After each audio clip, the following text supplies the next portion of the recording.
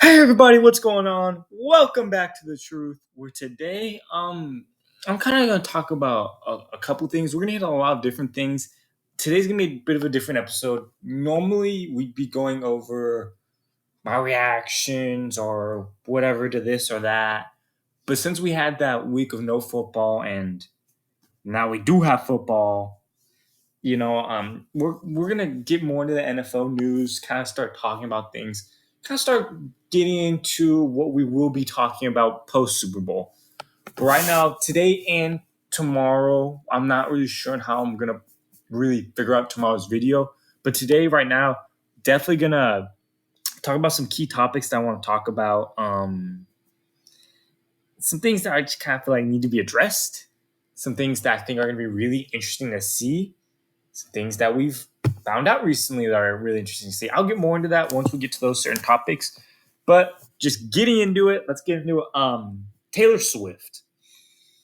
I know there's been a lot of mixed reactions with Taylor Swift.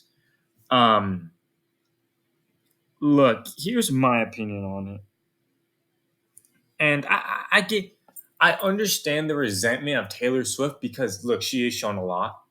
She like I think Tom Grossi did a video of how many times Taylor Swift was shown um was shown in a game, and it's a lot compared to the average family, the average fans family, or the average fan being shown. But um the what I'm getting at is, yes, she is shown a lot. I think it's nice that Taylor Swift is bringing in an audience to football. It's making it bigger. But at the same time, I also do get the resentment of, hey, we don't always want to see Taylor Swift. Sometimes we want to see Kelsey. Sometimes we want to see Mahomes' family. Sometimes we want to see Pacheco's family or whoever. Not necessarily Taylor Swift. I get both sides.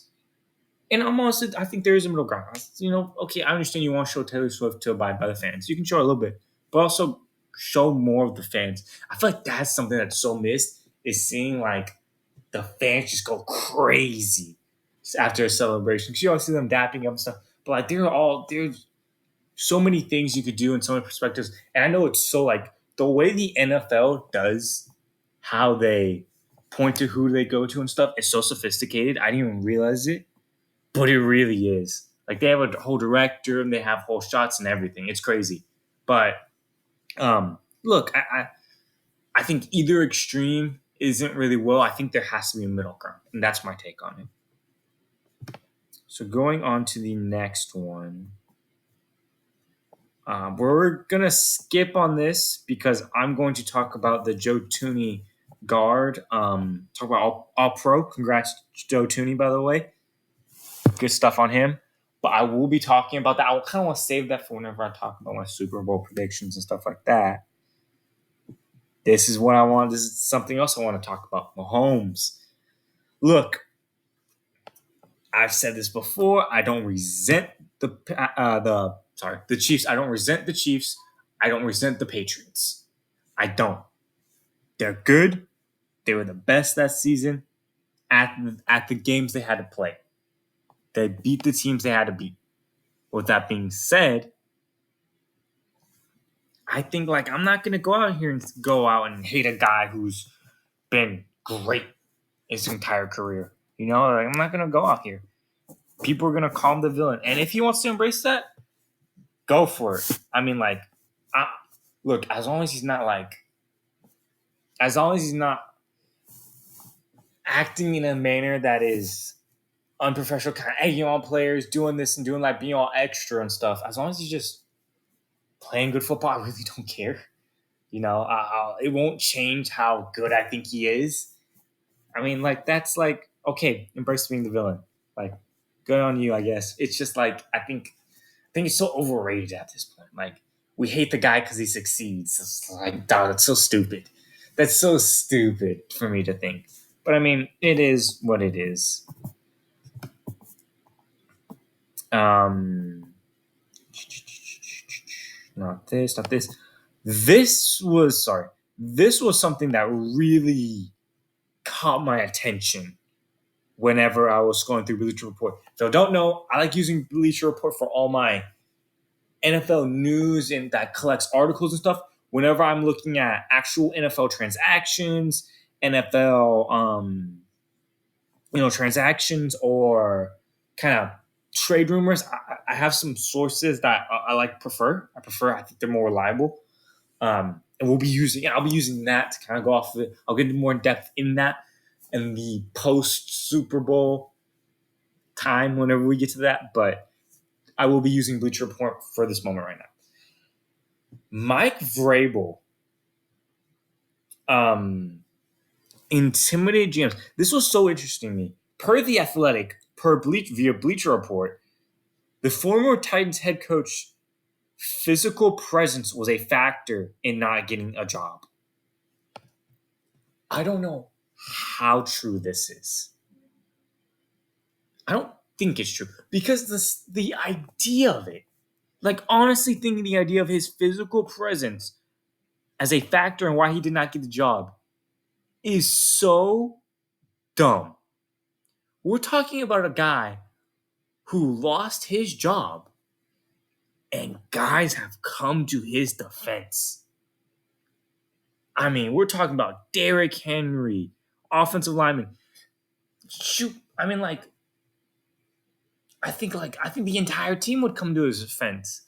It's just kind of like, it is what it is. The team didn't deliver on what they were supposed to do, but at the same time, it's just like when he's looking for jobs and stuff. The reason he didn't get a job was because of his physical presence being a factor. I think that's so dumb. Why are we thinking about physical presence when we've known this guy has proven? Literally, the players have come out and said it on podcasts, on everything, that they want to play for this guy. He's a guy you want to play for. He's a guy you're going to want to run through a brick wall for. I mean, come on now. That's why I kind of find it hard to believe that this is true. And I'm just kind of like, and if it is, that really shows you how bad of an organization you are. That you're going to use a guy's physical presence to be part of the reason why he doesn't get the job. Now, I understand, hey, we don't like what he does schematically. We don't think it fits in our offense or in the modern age. I get that. Or we don't have the personnel for this. Or we don't really like the direction he goes. We don't like his coach. I get that. But his physical presence, I think that's a little extra. And that's why I'm kind of like, I don't know. I'm not really fully bought in on that. That GMs would act like general managers of $1 million teams, like hundreds of $1 million, would say that. I think that's kind of extra. Just going down. Here's something I do want to talk about. Thought this was a little interesting. Just because it is with the Eagles, who has talented roster, talented DB core, but I don't know if everyone knows this. Actually, I'll say this now. I don't know if everyone knows this, but the transition, whenever the Eagles changed their defensive coordinators, was really tough on that defense because they didn't understand how Matt Patricia wanted to run that defense. And look, Matt Patricia, say what you want to say, hasn't turned out well. I'm gonna stop there.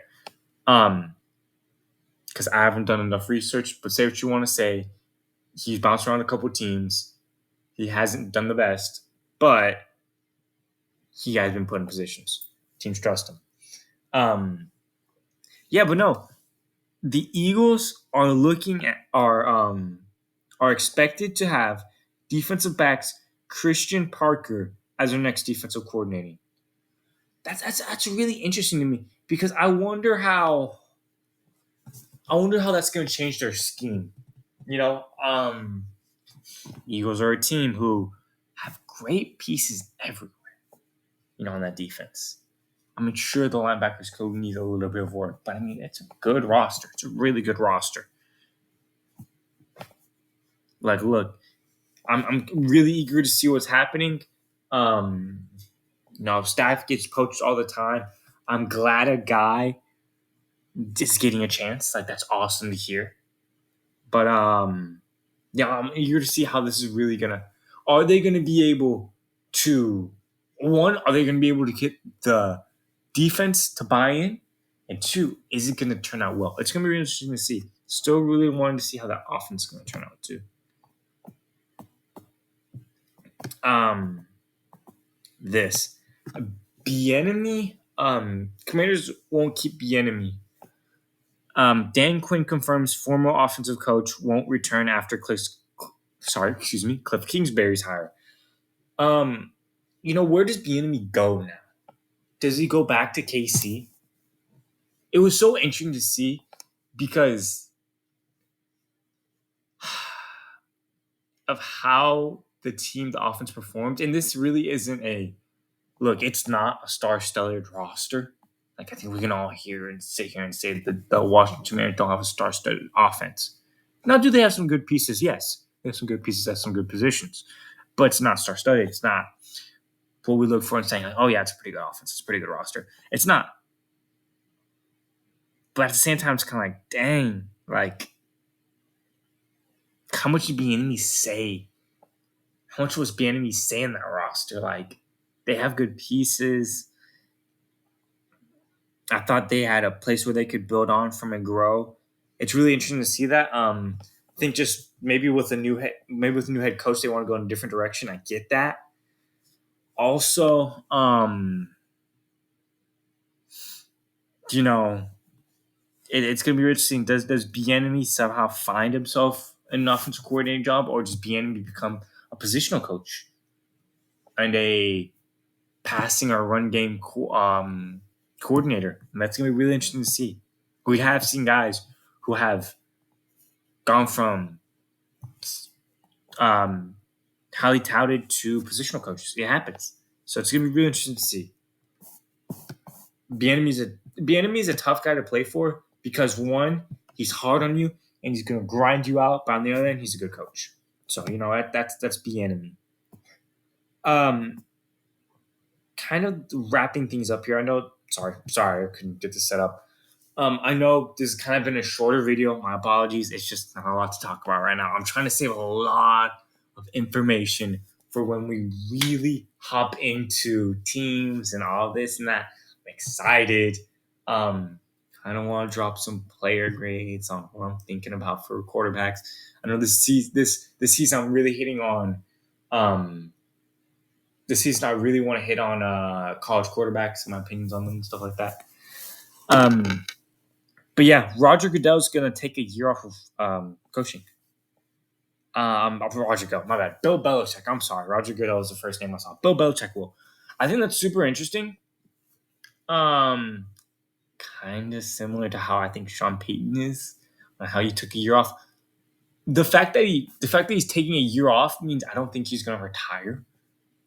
I think he's gonna hit one more team, probably play for a couple years, and then go. Honestly, I thought the Cowboys should have made a pitch. Like, with Dan Quinn leaving, I thought the Cowboys should have thrown tooth and nail, said, look, we'll pay you, do whatever to get Belichick on there. Because that was my number one spot. Once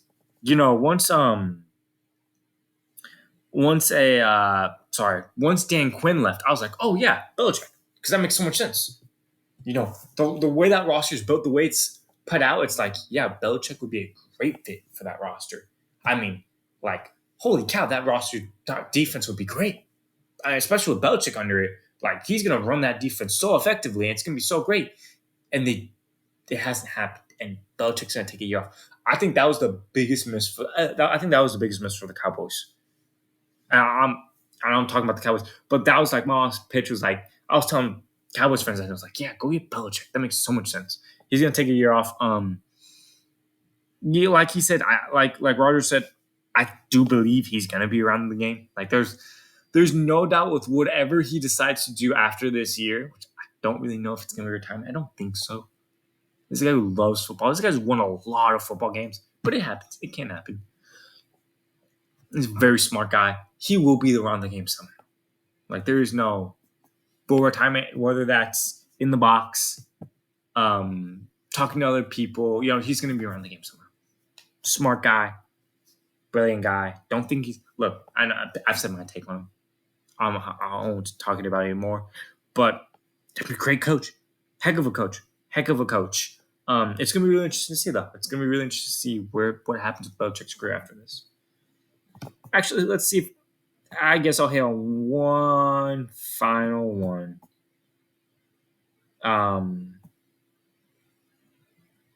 I'll hit on one final take and then I'll call it a day. If I can skip past this. Sorry. Just more of that. Commander sign Cliff Kingsbury. The Brazil thing. The Brazil thing's cool. I'll mention this, but I really want to find a good take to hit.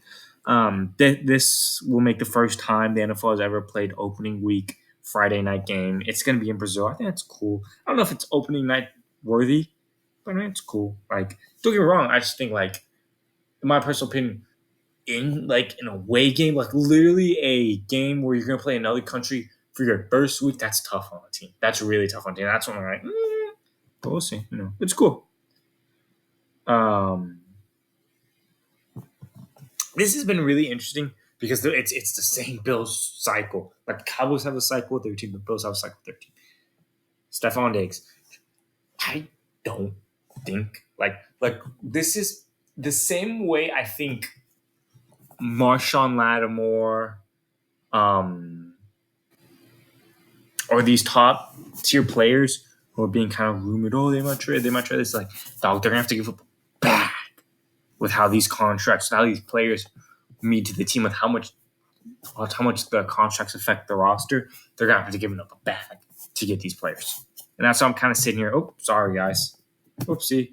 They're gonna have to be giving a bag to get these players, and that's why I'm kind of like, it's really hard to see that happening. It's possible, but it's hard to see that happening, especially if the players already been traded. I think it's more likely the Bills trade for a person than trade away Stefon Diggs. But it is what it is. Thank you all for watching. I know this was a short video. My apologies. I'm trying to prove. Oh my gosh. I'm trying to put out the best quality videos as possible for me. Yeah. Thank you all for watching. Let me know what y'all think about my takes. I think it's interesting. Let me know what y'all think. I'm really curious to hear. Thank you for watching. I will talk to y'all next time.